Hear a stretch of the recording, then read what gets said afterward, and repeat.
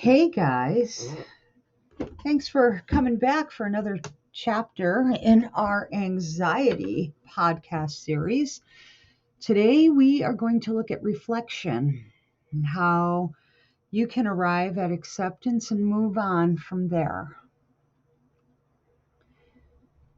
Managing and overcoming anxiety can sometimes take a ton of work, and you have to do it through self-observation as well as introspection. And that's why this podcast is filled with all kinds of worksheets that can help you to ask the right questions and then find the correct answers to those questions. This is not going to be an easy process. It just isn't, and it won't be a quick one either. But what can be guaranteed is that you're going to have long-lasting and worthy rewards. So in this podcast, we're going to speak about reaching a place where you can accept your current situation and plan. I'm going to provide you with the guidelines that will help you to reflect and reassess your current situation, the reasons for it, and the ways that you can manage it as well. And the first step to this entire process is you're going to have to learn how to monitor your body's responses to things that bring on your anxiety, otherwise known as triggers. This is a really vital step because sometimes you're not realizing that you're going through an anxiety attack until you start to experience some of those physical components of one. Once you're physically aware of what's going on and what your body's going through, you can track your feelings and observe their relationship. You'll observe their relationship to each other. And then finally, I'm going to show you how to become more aware of your present state of mind, okay? Awareness is key, guys, in everything, in all healing. Awareness is key. And I'm going to show you how to accept that and then move on. Once and for all, just leave it in the dirt. All right, so the first thing we want to do is learn to understand our body signals. So here's a little fictitious story about Daisy. Daisy is taken aback when her doctor diagnoses her with anxiety. Like, what? Me? No. And then her doctor suggests that she spend more time listening to her body so she can try to understand what her body's signals are and then write down those unpleasant physical sensations as you're experiencing them or as Daisy is experiencing them. Then what Daisy discovers over the course of the week that she does this totally surprises her, because she's come to realize she is experiencing some of the telltale signs of anxiety. And then she makes a decision to take control of it, and with the guidance of her doctor, coach, whatever, starts tuning in to find a way out of this dilemma. All right, so here's where you want to get your pen and paper, because we're going to track your body's signals. So I'll write these down because this is a list of common bodily symptoms and signs of anxiety.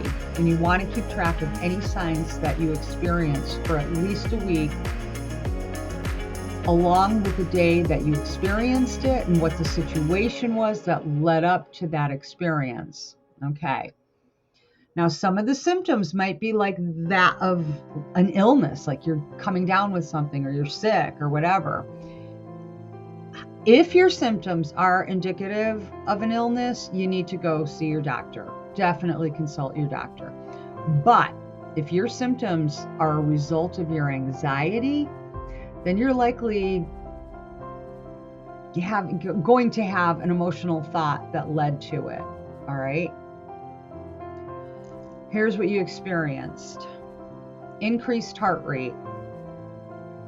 Remember, you're writing these down. Difficulty in breathing, stomach discomfort, headache, dizziness, sweaty hands, palms, feet, forehead, lightheadedness, tightening of your chest, feeling disoriented, feeling nauseous, you're feeling lonely and sad.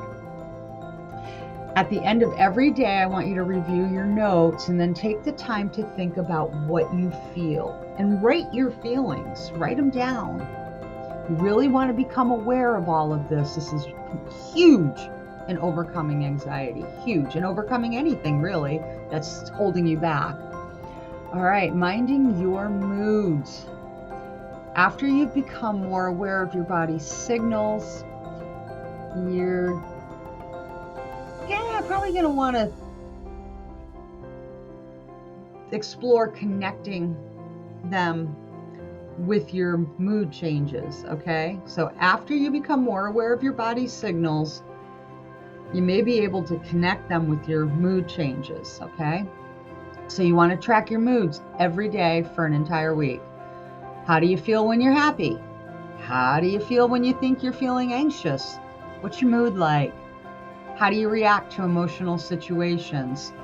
Can you identify it as you're experiencing it? What are your thoughts at that time? How much control do you have over your thoughts and responses and your moods too? Each day, circle all the feeling words mentioned below that describe your emotions. Well, these are just write down your emotions as you feel them, okay? Sadness, fear, shame, anger, downhearted, frightened, guilty, hostile, defeated, edgy, apologetic, violent, forlorn, troubled, self-conscious, resentful, discouraged, reserved, shunned, annoyed, dejected, alarmed, dishonored, irritable. So you want to think about and describe your mood and behavior patterns while you're feeling any of these things, okay? Describe the situations that led up to feeling that. What were your thoughts when you were experiencing it? Simply observe and describe your thoughts and reactions during that first week. And try to yield some sort of level of control over any negative and unpleasant thoughts and moods during the second week. How are you feeling? Where are you now? Your mind filters out information and feedback for convenience. So, for instance, you receive feedback on your performance. You have 3 good scores and 2 poor ones. Your mind can filter it in 2 different ways. So it can make you believe that you were good in 3 of them, so the other 2 don't matter. Or it can flip and make you ignore the 3 good ones and only focus on how miserable you are. So there's one. Then there's dismissing evidence. Your mind discards evidence that it finds challenging and negative.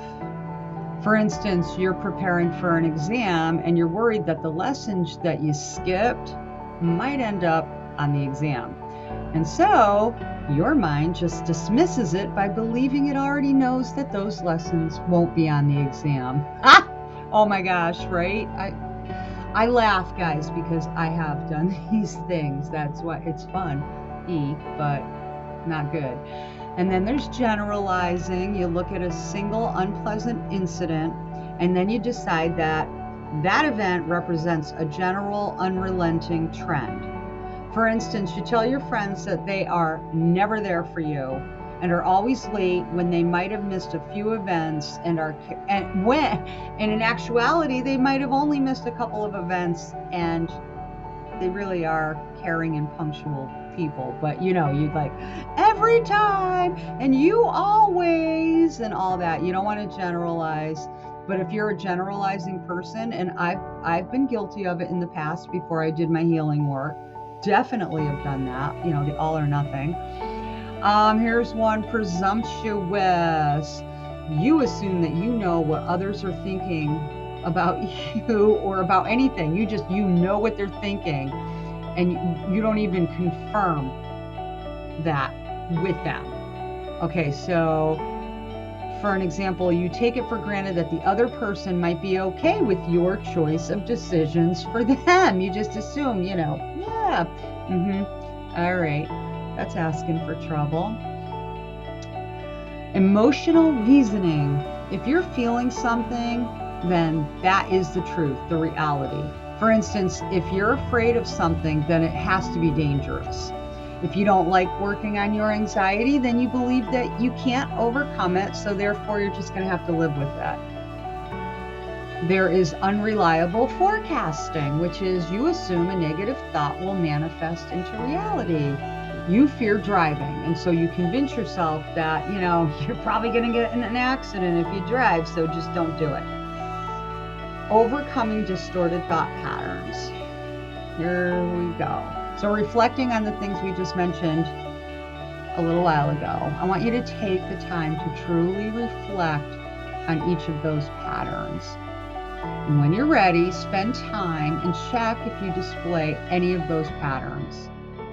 If they resonate with you. I know a lot of them did for me, but thankfully after doing a lot of personal work, I don't go there as often. Once in a great while, but not as often. If you need to, ask a close friend or a relative to give you their honest opinion. Do you find me doing this? Do you find me doing that? Do I assume things? Do I generalize? Am I triggered all the time? Whatever. But make sure, listen, if you're going to ask somebody for their honest opinion, be ready to take it. It's not fair to ask someone and then get upset with them when they tell you the truth. Once you've identified a pattern, mindfully try and avoid this every single time you catch yourself falling into that trend. And maybe, ask for someone that you love to kind of bring it to your attention if you overlook it, okay? Without getting angry about it. Track your thoughts and look for distortions in those thoughts. And by doing that, you're going to put things into better perspective. And that in turn will start to improve your mood and will reduce your anxiety. So I want you to stay honest and be patient with yourself. Now that you know what your pitfalls and stuck points are that are stopping you from moving ahead, accept them, and accept them without any guilt or resentment, because it will make the process of letting them go easier if you can. Face your problems and then take action to change those things.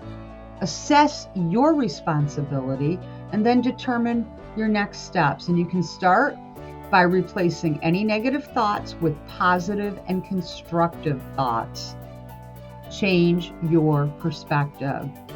Become more aware of yourself and your surroundings and of the reality as well. Stay honest and open to feedback and change. Distinguish what's from the past and what's in the present. Take direct action against problematic thoughts. Ask yourself, where are you now? Where do you want to be? Can you think of anything that you want more than you fear? Your example could be anything from investing in a new home or property, becoming healthy and fit, maybe creating stronger social ties, doing more, going out more, or it could actually just be about facing your fear itself. If you can't think of anything right now, that's okay. Don't rush this.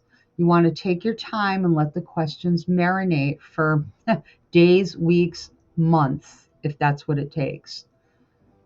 Keep going back to it and see if you have something that aligns with your purpose in life.